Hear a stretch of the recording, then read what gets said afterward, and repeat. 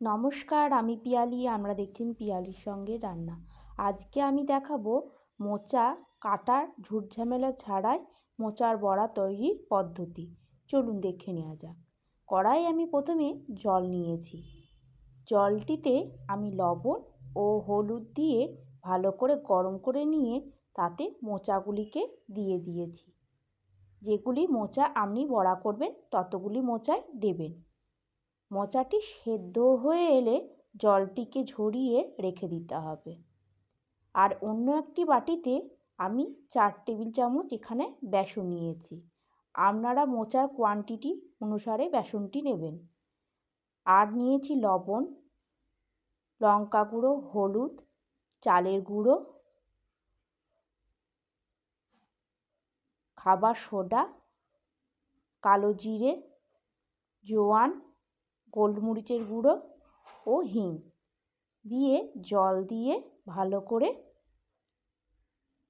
ব্যাটারটিকে তৈরি করে নিতে হবে। খুব যেন পাতলা না হয় বা খুব যেন পুরু নাও হয়, থিকনেস রাখতে হবে, আমি যেমন দেখাচ্ছি তেমন।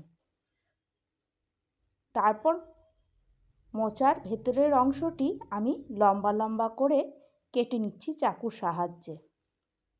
আপনারা একটু মোটা মোটা করে কাটবেন, কারণ বেশি পাতলা করে কাটলে মোচাটি ছেড়ে যাবে। তাই আমি একটু মোটা করে কেটে নিয়েছি। এদিকে কড়াইয়ে তেল দিয়ে তেলটি গরম হয়ে এলে ওই ব্যাটারটিতে একটু দিয়ে দিতে হবে, এতে ব্যাটারটি মুচমুচে হবে। তারপর ওই বেসনের মধ্যে মোচাগুলিকে দিয়ে বেসনটিকে ঝরিয়ে গরম তেলে ভেজে নিই। এক পিঠ ভাজা হয়ে গেলে আর এক পিঠও উল্টে দেবেন। এরপর পরপর সমস্ত মোচাগুলিকে আমি ছেড়ে দিচ্ছি এবং ভালো করে লাল লাল করে ভেজে নিচ্ছি। ভাজা হয়ে গেলে তুলে নিলাম একটা অন্য পাত্রে।